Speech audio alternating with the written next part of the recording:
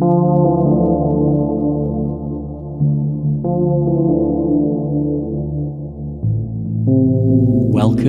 to Nature Therapy Online.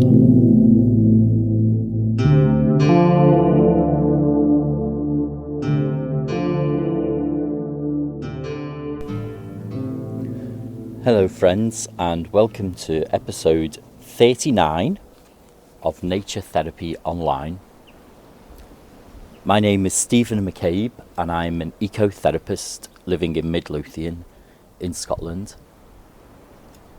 My job is to connect people with nature for their well-being and the good of their mental health, and also for the good of the planet as well. Because when we care about nature, we care for nature. Just like when we care about particular people or animals in our life, we want to care for them as well. And this week's episode, it's very windy here, as you can hear. But I'm hoping that with my little pin-on microphone I've got here, that it's not going to be too distracting to the podcast. So this week's episode is about spring. It's not the most spring-like of days in the cliched sense here. The weather in Midlothian is changeable, to say the least. You know, this time last week it was really sunny. It really felt like spring had arrived, and we're taking a little step back this week. It's really windy. There's a proper chill in the air. But it's not just about warmth, is it? Spring. It's about growth, change, and light. So even though I'm here in my back garden and it's blowing quite a strong wind and I've got 2 jackets on, spring is still here in the air. I can see flowers beginning to grow. I can see the leaves starting to slowly appear in little buds on the little trees that I'm lucky enough to have in my garden. I can hear birds singing in a way that I couldn't a month ago. Maybe I'll pause every now and then so you can hear them.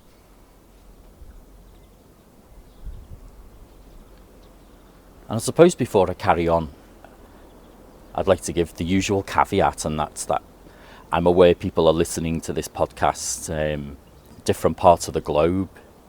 It might be autumn where you live right now, and also you might be listening to this podcast sometime in the future when it's not spring, and that's fine. I think it's a beautiful thing to contemplate the changes in the seasons regardless of where we are. And where I am right now is spring, and it feels like an appropriate way to talk about the amazing changes that we go through on this globe. But if you're listening and there are different states in the seasons, different changes going on, reflect on those as well. Perhaps if it's winter or it's autumn, you might want to reflect on how it felt when spring came around. And I want to work with growth today, and I think in spring it's so abundantly clear how much growth there is. And yet even in winter you can find signs of growth. But there's something just really magical about it in spring, how everything has just been dormant all this time. And even as I talk, I'm looking at this really tiny tree. I don't know what kind of tree it is. It probably is no taller than my shin. And I don't know how long it's been here, how old it is. It looks like some kind of bonsai. It's not a bonsai tree because There's no way a bonsai tree would thrive in this garden in Scotland over the winter and still manage to come back in spring. But it looks so different now compared to how it did last year, when I seem to have only paid attention to it in the summer. I'm now looking and I can see these tiny, beautiful pink leaves, pink petals I should say, beginning to flower. And I don't think I remember pink in this tree from last year. And there's something just incredible about the changes. The changes that we're going through constantly as well. How our moods can sometimes be reflected by the season around us. Is that something that you've noticed perhaps in your life? Maybe sometimes it feels a little darker when the darker months are in. Maybe you feel a little darker, a bit more inward, perhaps even sadder, a bit grimmer. Maybe when the spring comes around and things start to grow, you might feel a little bit more active, like it's time to make plans, make positive changes, be outdoors again. Encourage your own growth. And if that is the case, and I don't think these are universal things, for many years my favourite season was winter. I loved wintering. I loved going indoors and closing the curtains and staying there. That was probably long before I really discovered nature in my adult life. But I think there's still real benefits in that, in going with the seasons and letting them inspire you and being with them like that. There's nothing wrong with you if winter is your favourite season, I was chatting with a client yesterday and I asked him when his favourite time of year was. And he said he loved winter because he left for work early in the mornings and there was something about the crispness, the cool air in a winter morning when there's nobody around on his face, gave him a sense of aliveness like no other season does.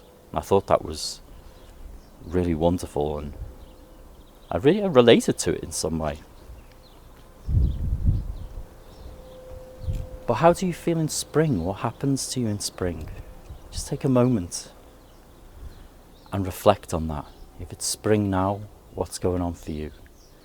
If spring has been and gone or is coming soon, what feelings come up for you when you reflect on spring?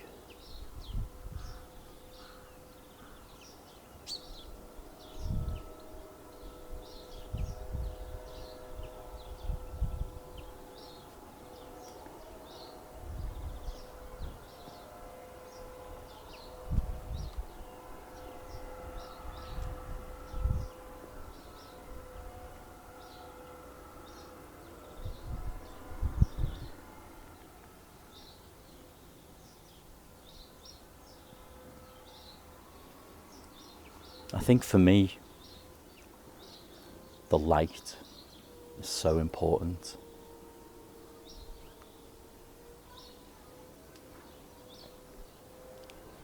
It's such a curious thing, or not so curious thing, perhaps, how when the sun shines, many of us feel happier automatically.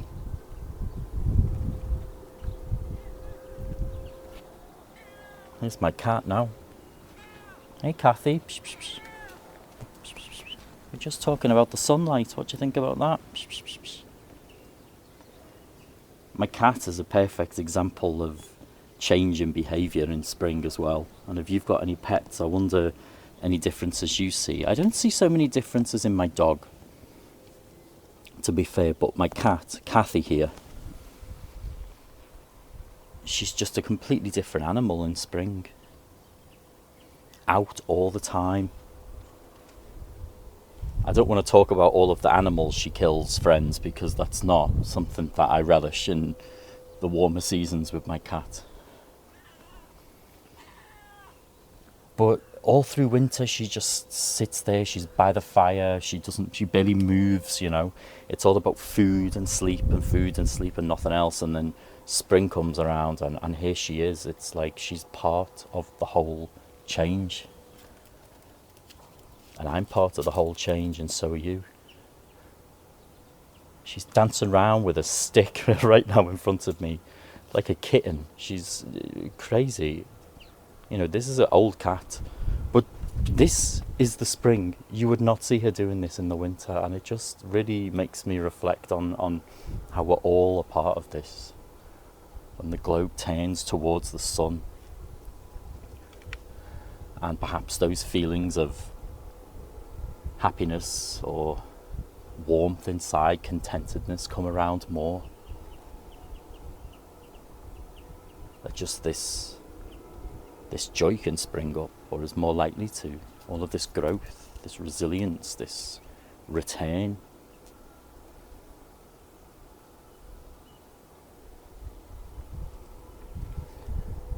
And of course I appreciate there's a lot of generalizations here.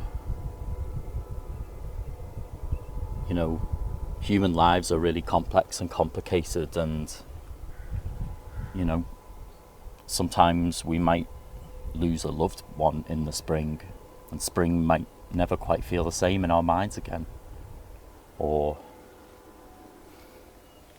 we might experience a real hardship of any kind. We might lose a job in the spring that we loved. I mean, this time last year in the spring, COVID-19 was just starting, wasn't it? And that is a curious thing too. I wonder how that may have affected how you feel about this, because something about that felt very,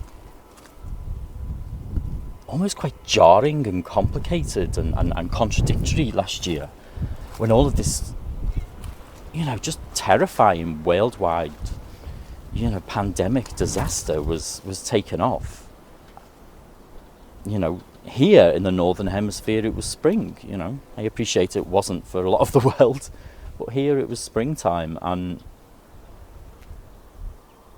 on top of that, in Scotland, it was probably one of the most beautiful springs we'd had in a long time. And personally, I felt like it was a gift. I think it kept a lot of us going. But at the same time, I think it must have felt very strange for a lot of people, especially people who knew people who were dying or who were sick. How do we manage those complex and contradictory feelings? How does that feel if life is rough in the spring, and yet everything around us is growing and returning and reaching out, and all these new beginnings are around? I'd appreciate any thoughts around that. These podcasts are explorations. They're not, you know, they're not statements of fact.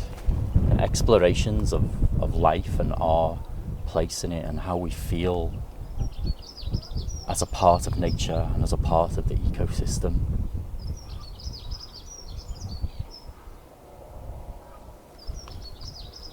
I listen to that beautiful bird singing there.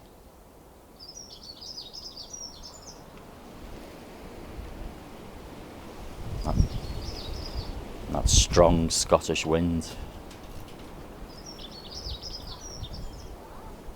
I'm going to give you an invitation this week, folks. A little spring-inspired, simple and straightforward ecotherapy exercise to try. Nothing could be simpler, and that is that I want you to go outdoors and to find things that are growing, find some new beginnings, and instead of perhaps just walking on by and walking past the things that you see, I mean, if it's spring in your part of the world right now, the growth will be abundant. You know, you don't need to stop at everything, but find something curious, something that you might have walked past otherwise if I'd not have offered you this invitation. And just stop, spend some time with it. Just a couple of minutes. Look at it closely. Ponder on this life force, where it's coming from, its resilience. Ask yourself, what is this? What's happening here? You don't need an answer to that, by the way. I don't think we have any answers to such powerful questions, but just be with that growth, that life. Simple as you like. And you can do this several times on a walk. Just make that the focus of your walk. Where's the growth here? Where's the life? And every now and then stop and pay close attention and just be with it, that sense of new life coming through.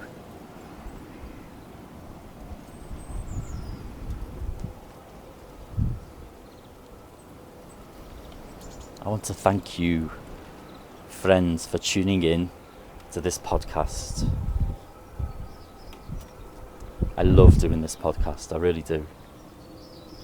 Even here in my garden when it's windy, it's such a beautiful and enjoyable thing to connect with people all over the world.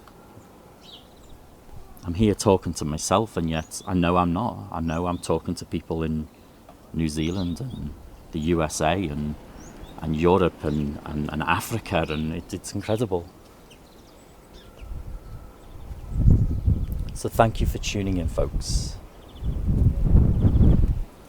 You can visit me at naturetherapyonline.net. Take care and bye-bye. Visit me online at naturetherapyonline.net.